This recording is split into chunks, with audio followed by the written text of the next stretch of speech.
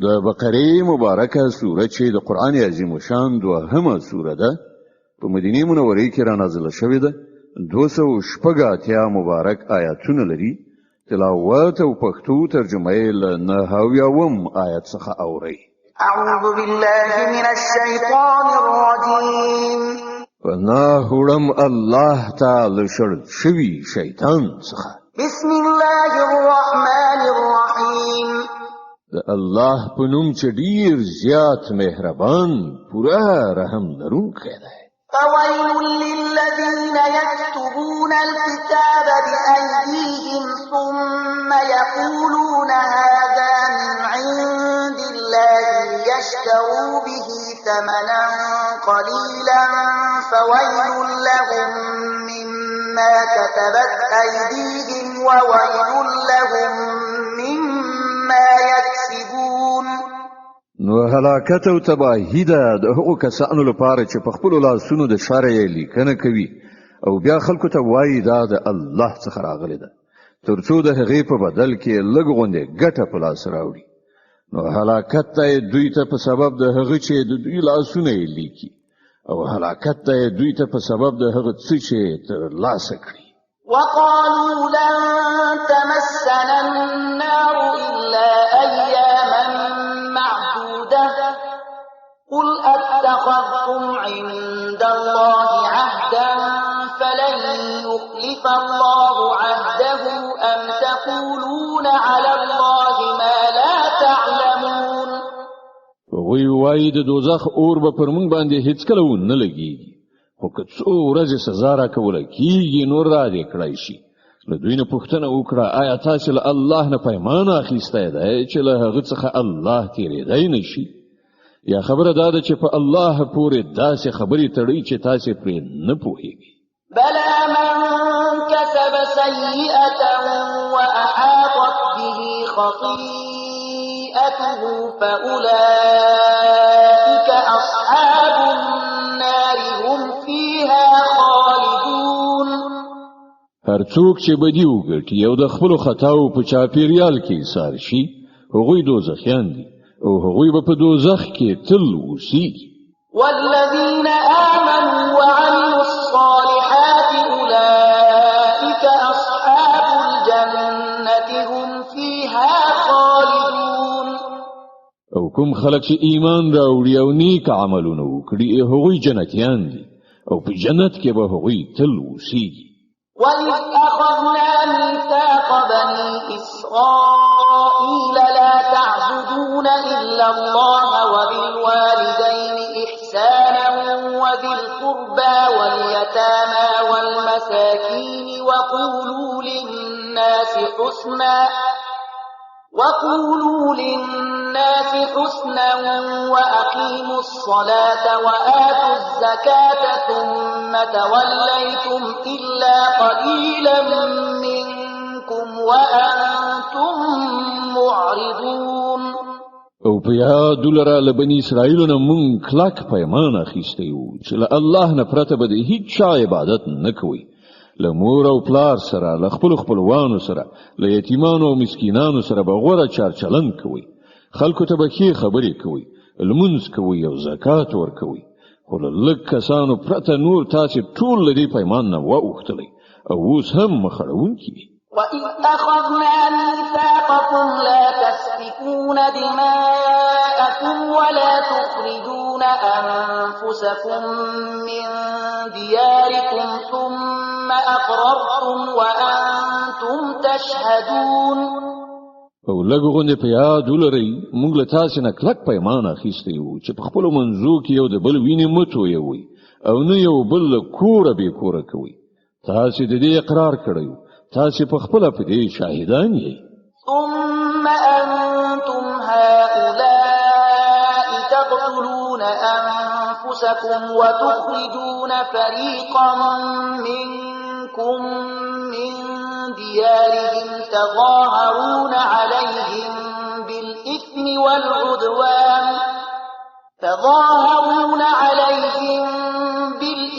والعدوان وإن يأتوكم يأتوكم أسارى تفادوهم وهو محرم عليكم إخراجهم أفتؤمنون ببعض الكتاب وتكفرون ببعض فما جزاء من يفعل ذلك منكم إلا خزي في الحياة الدنيا ويوم القيامة يردون إلى أشد العذاب وما الله بغافل عما تعملون. ونن همدا تاسو یاست چې خپل ورونه وژنئ، خپل ځینې ورونه بې کوره کوئ، د ظلم او زیاتی په کولو د هغو په خلاف ډلې جوړوئ، او کله چې په جګړه کې ونیول شي ستاسې په لاس کې بندیان شي نو د هغو د خوشي کولو لپاره د فدیې لاره برابروئ. په داسې حال کې چې له کورونو څخه د هغو ایستل له سره پر تاسې حرام، نو آیا تاسې د کتاب په یوه برخه ایمان راوړئ او په بله برخه یې کافر کیږي؟ نو له تاسې نه چې کوم خلک داسې وکړي د هغو سزا به له دې پرته نور څه وي چې د دنیا په ژوند کې ذلیل او خوار اوسیږي او په آخرت کې به د ډیر سخت عذاب په لوري وروګرځول شي. الله ستاسې د دې حرکتونو څخه بې خبره نه دی. أولئك الذين اشتروا الحياة الدنيا بالآخرة فلا يخفف عنهم العذاب ولا هم ينصرون. دا هغه کسان دي چې د دې دنیا ژوند د آخرت په بدله کې اخیستی دی. په دې عمله نه به په سزا کې اساني راوستل شي او نه به مرسته ورسره وکړل شي. ولقد آتينا موسى الكتاب وقفينا من بعده بالرسل وآتينا عيسى ابن مريم البينات وأيدناه بروح القدس أفكلما جاءكم رسول بما لا تهوى أنفسكم استكبرتم ففريقا كذبتم وفريقا تقتلون. مون موسی ته کتاب ورکړ، له هغه وروسته مو پرلپسې پیغمبران ولیږل، په پای کې مو عیسی ابن مریم له روښانه نښو نښانو سره ولیږل او په سپېڅلي روح سره مو د هغه مرسته وکړه. هر کله چې کوم پیغمبر ستاسې د نفسي غوښتنو په خلاف کوم شي سره تاسې ته راغلی دی نو تاسې ورڅخه سرکشي کړې ده. څوک مو دروغجن ګڼلي دي او څوک مو وژلي دي. وقالوا قلوبنا غلف بل لعنهم الله بكفرهم فقليلا ما يؤمنون. غوی وایي زموږ زړونه پوښل شوي دي. نه، اصلي خبره دا ده چې د هغو د کفر له امله الله پر هغو لعنت کړی دی. له دې کبله هغوی ډېر لږ ایمان راوړي.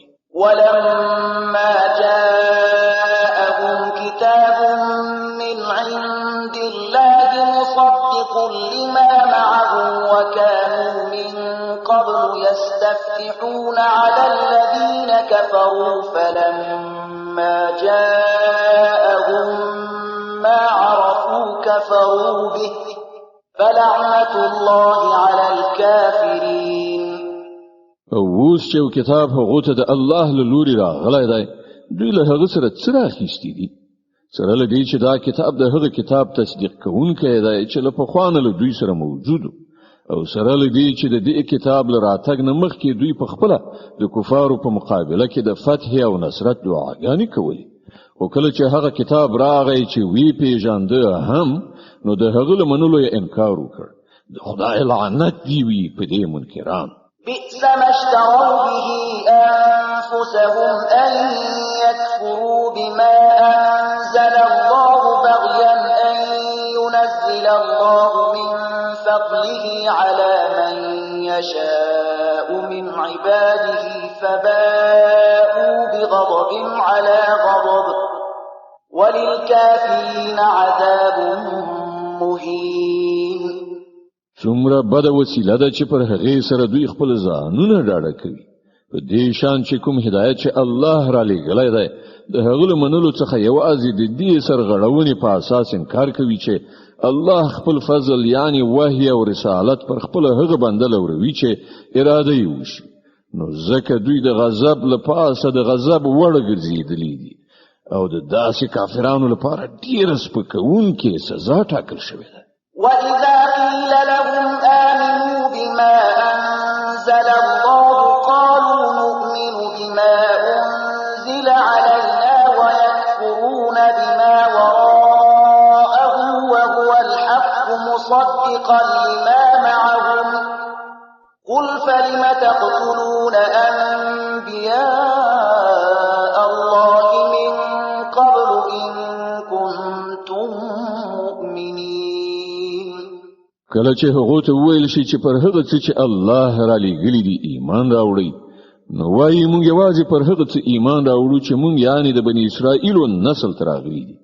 له دې ساحې د باندې چې هر څه راغلي دي د هغو له منلو نه انکار کوي، په داسې حال کې چې هغه حق ده او د هغو لارښوونو تصدیق او تایید کوي چې له پخوا نه له هغو سره موجود.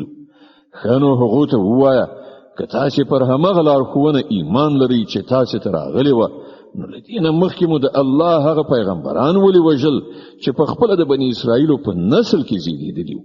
د بقرې مبارکه سوره چې د قرآن عظیم الشان دوهمه سوره ده، په مدینې منورې کې را نازله شوې ده، 280 مبارک آیاتونه لري. تلاوت او پښتو ترجمه یې له 92 آیت څخه اورئ. ولقد جاءكم موسى بالبينات ثم اتخذتم العجل من بعده وأنتم ظالمون. تاسو ته موسی له ډول روښانه نښانو سره راغی، بیا هم تاسو داسې ظالمان وئ چې د هغه درته شاشوه، خو سکی مو خپل معبودون یو.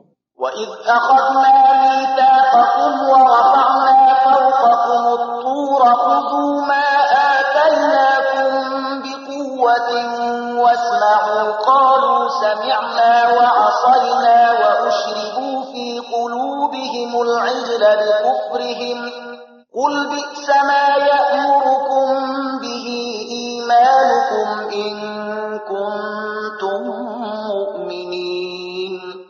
بیا لږه هغه پیمان در په زړه کړئ چې پر تاسې باندې د توره غره په راپورته کولو موږ درڅخه اخیستی وو.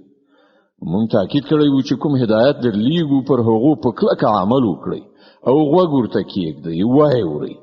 ستاسې پلرونو نیکونو وویل چې موږ واورېدل خو مو نه منل، او هغوی داسې باطل پرستانو چې په زړونو کې د خوسکي مینه ناسته وه.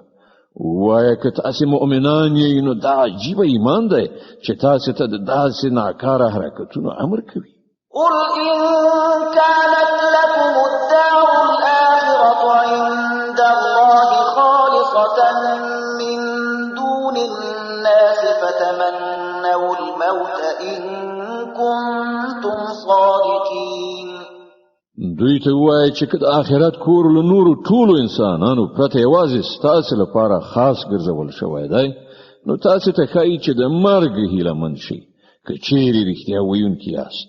ولن يتمنوه أبدا بما قدمت أيديهم والله عليم بالظالمين. باور ولرئ چې دوی به هیڅکله د هغه هیله ونه کړي، ځکه چې دوی په خپلو لاسونو سرته رسولي او هلته یې لیږلي دي. هغه دا ایجابوي چې هلته د ورتګ هیله ونه کړي. الله د دې ظالمانو له حاله ښه خبر دی. ولتجدنهم أحرص الناس على حياة ومن الذين أشركوا يود أحدهم لو يعمر 1000 سنة وما هو بمزحزحه من العذاب أن يعمر والله بصير بما يعملون. تبه هغوی له بله هر چانه د ژوند حریصان ومومي، ان تر دې چې دوی په دې کار کې له مشرکانو نه هم وړاندې شوي دي. د هغو هر یو دا غواړي چې په څه شان 1000 کاله ژوند وکړي، په داسې حال کې چې اوږد عمر خو هغوی له عذاب نه لرې غورځولی نه شي. څه عملونه چې دوی کوي الله خو هغه ویني. صدق الله العظیم. الله ستر رښتیا ویونکی دی.